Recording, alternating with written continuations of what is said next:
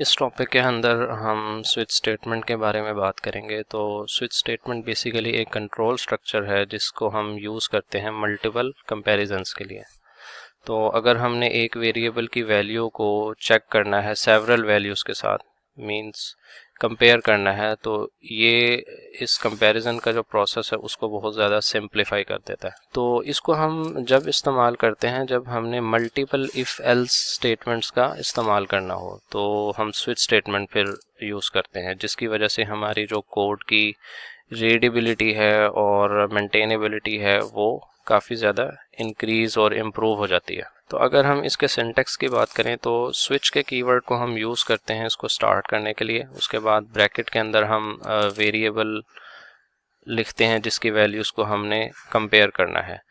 तो पैरेंथेसिस के अंदर हम कर्ली ब्रेसेस के अंदर हम मल्टीपल केसेस डिफाइन कर देते हैं और हर केस के साथ वेरिएबल की वैल्यू को कंपेयर कर देते हैं। हर केस के अंदर जो है वो एक ब्रेक का कीवर्ड आता है और आखिर में हम एक डिफ़ॉल्ट कोड ब्लॉक जो है वो लिखते हैं। तो इसको और डिटेल में हम देख लेते हैं कि ये काम कैसे करता है। सबसे पहले तो स्विच स्टेटमेंट के साथ जो ब्रैकेट में एक्सप्रेशन लिखी होती है वो एक दफ़ा इवेल्युएट होती है और इस एक्सप्रेशन को जो मल्टीपल केसेस हमने स्विच स्टेटमेंट के अंदर सिक्वेंशियली लिखे हुए हैं उनके साथ इसको कंपेयर किया जाता है।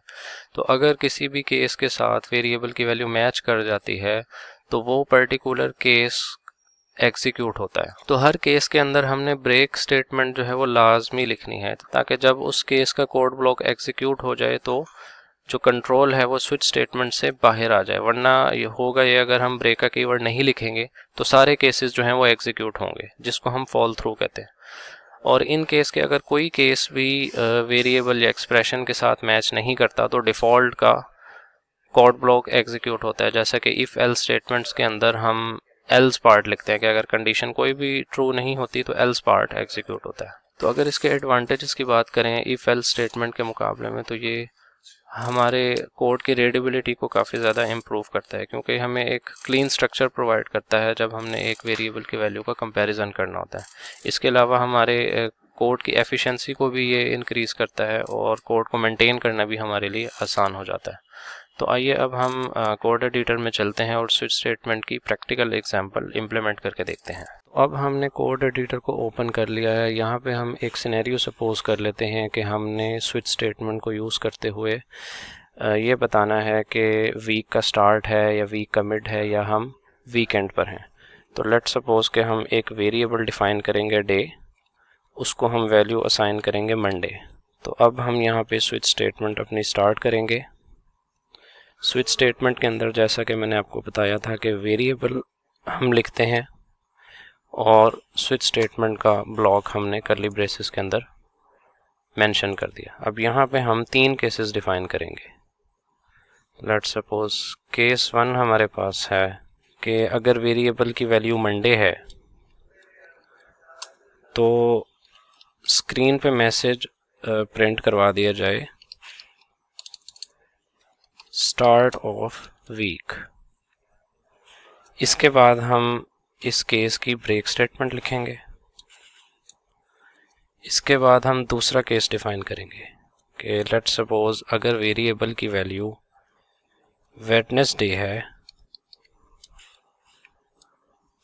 तो स्क्रीन पे मैसेज प्रिंट करवा दिया जाए मिड ऑफ वीक। तो इस तरह हम इस केस की भी ब्रेक स्टेटमेंट यहाँ पे लिखेंगे।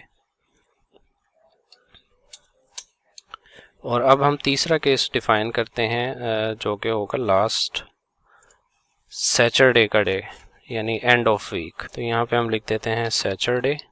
अगर वेरिएबल की वैल्यू सैटरडे है तो वो मैसेज शो कर दे के एंड ऑफ वीक। और इसी तरह अब हम डिफ़ॉल्ट का कोड ब्लॉक भी यहाँ पे डिफ़ाइन कर देते हैं ताकि अगर कोई केस भी एग्जीक्यूट ना हो तो डिफ़ॉल्ट कोड जो है वो एग्जीक्यूट हो जाए। तो यहाँ पे हम सिंपली इको करवा देंगे नो केस ब्लॉक मैच्ड। तो अब हम इस कोड को एग्जीक्यूट करते देखते हैं ब्राउज़र में। इस कोड को मैं सेव करता हूँ। तो अब आप देख सकते हैं कि इस कोड को मैंने जब ब्राउज़र में एग्जीक्यूट किया है तो जो हमारा पहला केस है वो एग्जीक्यूट हो गया है और बाकी केसेस और डिफ़ॉल्ट ब्लॉक इग्नोर हो गए हैं।